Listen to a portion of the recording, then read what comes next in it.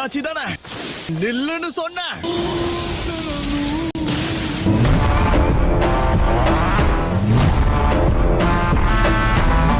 அப்ப கண்டிப்பா நீ இத்தாச்சி தான். நீ இவ்வளவு முன்னேறி இருக்கிறத பாக்குறதுக்கே ஆச்சரியமா இருக்கு. நீங்க என்ன பண்ற? நீ தான் இறந்துட்டியே. இது கபூட்டோவோட ஜுட்சு ரீஅனிமேட் பண்ணிருக்கான். உன்கிட்ட பேச எனக்கு நேரம் இல்ல. உன்கிட்ட நிறைய கேள்வி கேட்க வேண்டி இருக்கு. இப்ப உன்கிட்ட பேசிட்டு இருக்க முடியாது. உன்னை பத்தின எல்லா உண்மையும் எனக்கு தெரியும். முடிவு எடுத்தேன். 4 பேர் 4 விதமா பேசதான் செய்வாங்க. உண்மை என்னன்னு நீ தான் கண்டுபிடிக்கணும். இது உன்னோட கண்ணுதான். நாளா என்னைக்கோ செத்துருக்க வேண்டியவன். நம்ம அப்பா அம்மாவை கொன்ன அன்னைக்கே நீ நினைச்சிருந்தா என்னையும் அறுத்து போட்டிருக்கலாம். அண்ணா, அப்பாக்கும் அம்மாக்கும் என்னாச்சு? கொன்னது யாரு? மாங்கிக்கு ஷரிங்கான். என்ன மட்டும் எதுக்காக உயிரோட விட்ட?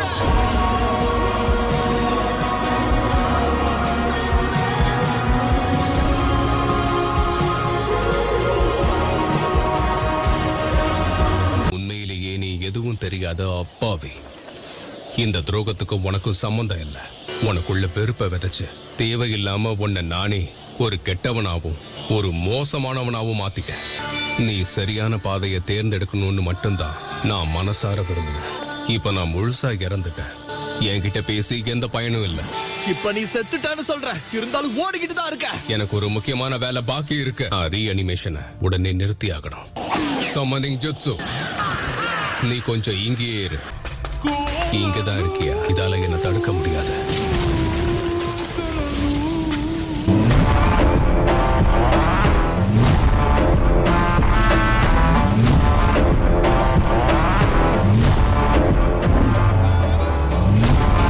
பேரியரை கடந்து வருவேன்னு நான் நினைச்சு கூட பார்க்கல.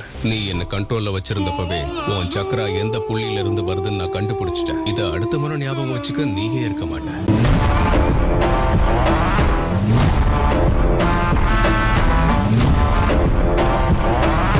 என்ன சாகடிச்சா கூட உன்னால இந்த ரீஅனிமேஷன் ஜுட்சுவை தடுத்து நிறுத்த முடியாது. நான் நினைச்சா மட்டும்தான் என்னால இதை நிறுத்த முடியும். நீ என்ன பண்ணாலும் என்ன கொல்ல முடியாது. இது மூலமா என் லக்கனை எவ்வளவு காப்பாத்துதுன்னு நீயே தெரிஞ்சுக்க. இங்க என்ன பண்ணிட்டு இருக்கன்னு சொல்ல. ஒரோச்சிமாரு, என்ன பதறிட்டியா? காபூட்டோ, இவ்வளவு நேரம் நான் யாருக்காக இந்த சண்டை போட்டனோ இப்போ அந்த ஆளே வந்து என் முன்னாடி நிக்கும் போது ரொம்ப ஆச்சரியமா இருக்கு. 2 பேரும் சேர்ந்து இங்க என்ன பண்றீங்க? இருந்தாலும் உனக்கு புரிய வைக்க நான் முயற்சி பண்றேன். அதுக்குள்ள எப்படியாவது இந்த ரீஅனிமேஷனை நிறுத்திடுவேன். இப்ப நீ கொஞ்சம் நகர்ந்தா கூட சாஸ்கி அதை வேடிக்கை பார்த்துக்கிட்டு இருக்க மாட்டான். புரிஞ்சிருக்கும்னு நினைக்கிறேன். நான் கேக்குறதுக்கு பதில் சொல்லு. உன் அண்ணனோட கண்கள் உனக்கு வச்சதுக்கு அப்புறம் ஓய்வெடுத்துக்கிட்டு இருக்கும் போது இந்த உலகத்துல நிறைய மோசமான ஆபத்தான விஷயங்கள் நடந்துருச்சு.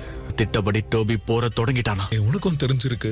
4வது கிரேட் நிஞ்சா வார், அலைடு ஷினோபி ஃபோர்சஸ் தான் நாம எதிர்த்துட்டு இருக்கோம். 5 நாடுகளை எதிர்த்து போர் செய்ய முடியாது. 1 லட்சம் ஒயிட் ஜெட்ஸுவை நாங்க உருவாக்கி இருக்கோம். அதில் ரீஅனிமேஷன் மூலமா என்னால் இங்க வர வைக்கப்பட்டவங்க 2வது சூச்சிக்காக, 3வது ராய்க்காக, 2வது மிசுக்காக, 4வது காசேக்காக, ஆதரா உச்சிஹா நின்னுட்டு இருக்கானே உன்னோட அண்ணன். அவனும் ரீஅனிமேட் பண்ணப்பட்டவங்கள ஒருத்தன் தான்.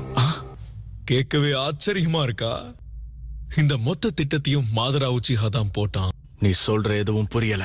ப்ராஜெக்ட் சுக்கினோமின்னு அவர் ஆரம்பிச்சதுக்கு காரணமும் அதுதான். ப்ராஜெக்ட் சுக்கினோமியா? டென்டைல்ஸை பயன்படுத்தி இந்த மொத்த உலகத்து மேலேயும் ஒரு சக்தி வாய்ந்த கெஞ்சுட்சுவை பரப்பணும். அப்படி பண்ண மொத்த உலகமும் அவனோட கட்டுப்பாட்டுல தான் இருக்கும்.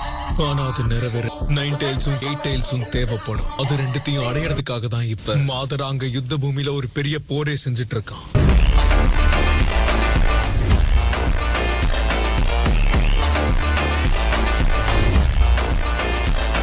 போருடைய கதை சுருக்கம் இதுதான். நான் அவனோட கண்ட்ரோல்லையே இல்ல. ரீஅனிமேஷன் உண்மையிலேயே இது வேஸ்டான ஜுட்சு. இந்த வேஸ்ட் ஜுட்சுவால தான் இப்ப நீயும் உன்னோட தம்பியும் இவ்வளவு நேரம் ஒன்னா இருக்கீங்க. எல்லா சோகத்துல இருந்தும் ஒரு வழியா விடுபட்ட பிறகு இந்த ஜுட்சு அந்த வலிகளை மறுபடியும் கிளறுது. இப்படி ஒரு இலகுன மனசா? நீ என்ன சொன்னாலும் சரி, நான் உன்னை கொல்லதான் போறேன்.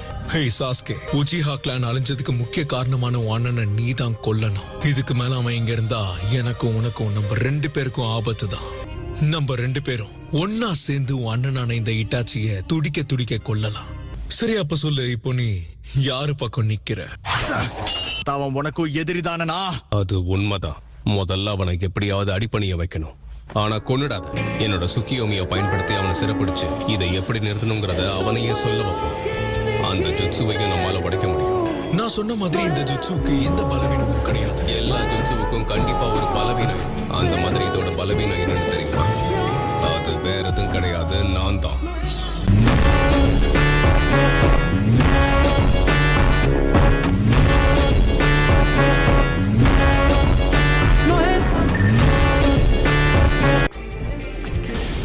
நீங்க ரெண்டு பேரும் சேர்ந்து என்ன தாக்க போறீங்களா? இப்போ பாருங்க.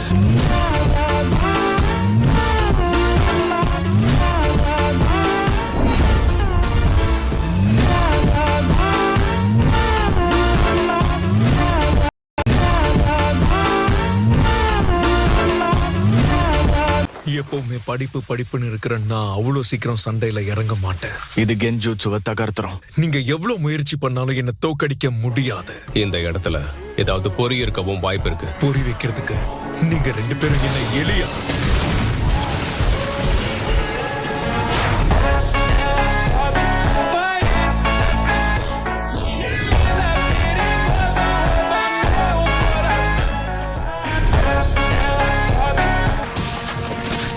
இது சுசானோ தானே? அவனை கொல்லக்கூடாது, ஞாபகம் இருக்குல்ல? அவன் கிட்ட ஒரோச்சிமாருவோட பவர் இருக்கிறதுனாலயே அவ்வளவு சீக்கிரம் அவன் சாக மாட்டான். இப்ப பாரு.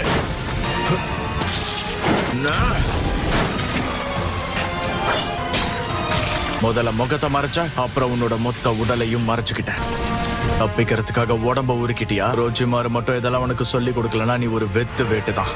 நீ என்ன குறைச்சி எடை போடுறன்னு நினைக்கிறேன். என்னால என்ன முடியும் நான் காட்டுறேன். சுத்தி சக்கரா படர்ந்து இருக்கு. எது உண்மைன்னு சொல்றதே ரொம்ப கஷ்டம். ஒருத்தரோட சதையை என்னால இப்படி சுலபமா உருக்கிட முடியும். பாம்பு தோல் உரிக்கிறது மாதிரி தெரியும். ரோச்சிமாரு கிட்ட இருந்து கர்ஸ் மார்க்க வாங்கினியா? இல்ல. ரியூச்சி குகையில எனக்காகவே பிரத்யேகமா தயார் பண்ண. ரியூச்சி குகையா? அங்க இருந்த ஒயிட் ஸ்னேக் சேஜ் தான் எனக்கு பயிற்சி கொடுத்தாரு. அதுக்கப்புறம் என்னால லார்ட் ஒரோச்சிமாருவையே மிஞ்ச முடிஞ்சது. இப்படித்தான் நான் இதை கத்துக்கிட்டேன்.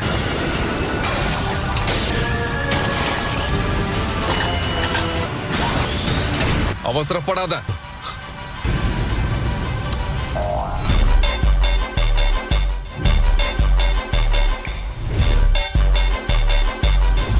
அவன் விலகி போயிட்டான். நீ சேஜ் மோடோட சக்தியை பயன்படுத்துற. நீயும் ஒரோச்சிமாருவ போல ஒரு கேவலமான பாம்பு தான்ல. என்னோட முழுமையான சேஜ் பவரை பயன்படுத்தி இப்ப நான் பாம்புல இருந்து முழுசா ஒரு டிராகனா மாறிட்டேன். முழுசா ஒரு டிராகனா மாறிட்டேன்.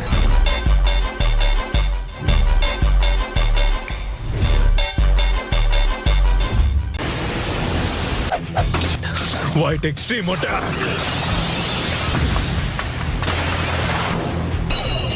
என் காது அப்புறம் எலும்புலாம் நொறுங்குற மாதிரி இருக்கு. காத்த கட்டுப்படுத்தி நம்மோட அசைவுகளையும் உணர்வுகளையும் இது லாக் பண்ணிடும். சேஜ் மோட்ல இருக்கிற என்னால மட்டும்தான் எந்த தடையும் இல்லாம நகர முடியும். ஹிட்டாச்சி, உன்னால மட்டும் எப்படி என்ன எல்லா சூழ்நிலையிலையும் கண்டுபிடிக்க முடியுது?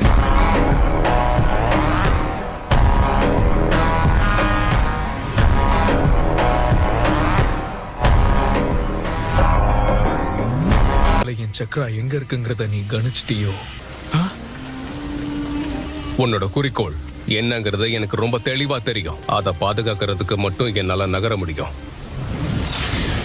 மனுஷங்களோட மனசுக்குள்ள என்ன இருக்குன்னு படிக்க தெரிஞ்ச திறமசாலினி.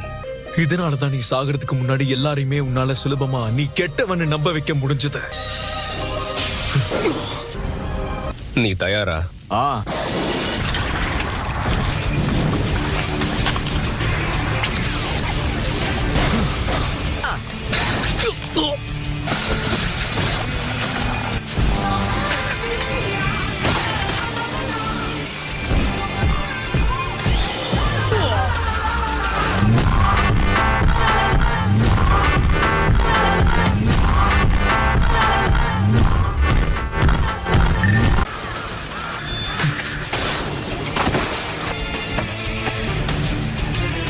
என்னோட மண்டையில ஒரு கொம்பு இருக்குங்கிற விஷயத்த நான் மறந்துட்டேன்.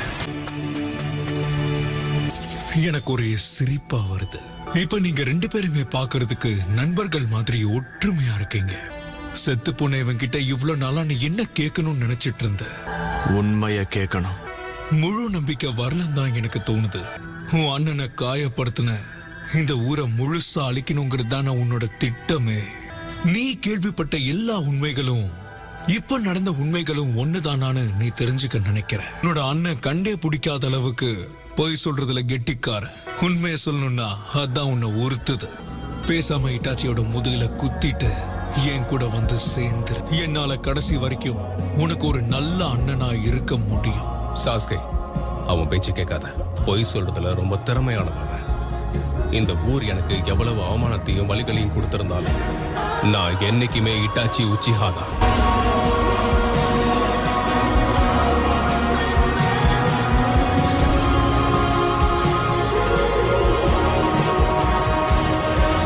என் கருவழியை நான் மறைச்சிட்டேன். அதனால உங்களுடைய விஷுவல் பவரையும் என்னால பயன்படுத்த முடியாது. ரீஅனிமேஷன் ஜுட்சுவை யாராலையும் தகர்க்க முடியாது. இப்ப என்ன பண்றது? உச்சிஹாவோட விஷுவல் பவரை அவங்க எதிரி மேல பயன்படுத்த அவங்க கருவிழி தேவையில்லை. கண்களோட வெளிச்சத்தை அவங்க இழந்தாலே போதும். ஈசனாகியா, உனக்கு அதை பத்தி தெரியுமா? டான்சோவை நான் எதிர்த்தப்ப அவன் அதை தான் பயன்படுத்துறான். நீ உயிரோட தப்பிச்சிட்ட. இதை எப்படி நம்ம செயல்படுத்த போறோம்? நான் இசனாகி பத்தி சொல்லல. இன்னும்னா இசனாமி. இசனாமியா? இசனாமி ஒருத்த விதியை தீர்மானிக்கும். சாஸ்கே, தயவு செஞ்சு கூடவே இரு. இது விதியை தீர்மானிக்குமா? ஆனா உன்னால என்ன எதுவுமே செய்ய முடியாது.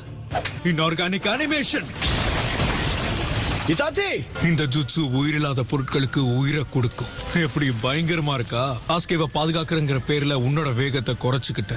நீ தேவையில்லாம கவலைப்படாத, நான் அவனை எதுவும் பண்ண மாட்டேன். அதனால இப்போ உன்னோட தலையெழுத்தை நான் முழுசா மாத்தி எழுத போறேன்.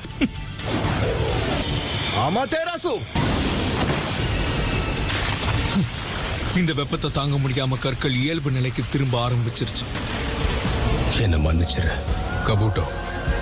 எனக்கு ஒன்னு பாக்குறப்ப என்ன சின்ன வயசுல பார்த்த மாதிரியே இருக்கு. அதனாலதான் நீ தோத்துருவேன்னு சொல்ற. தன்னை தானே முழுசா உணராத எல்லாருமே தோத்துடுவாங்க. அதுக்கு நான் தான் ஒரு மிக சிறந்த உதாரணம்.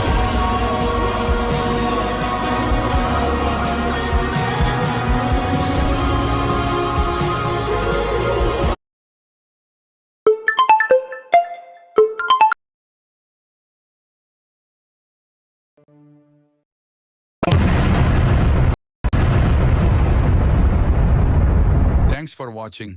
உங்களோட கருத்துக்களை காமெண்ட் பண்ணுங்க. இன்னும் சப்ஸ்கிரைப் பண்ணலனா உடனே சப்ஸ்கிரைப் பண்ணுங்க. அடுத்த வீடியோவில் சந்திப்போம். Take care.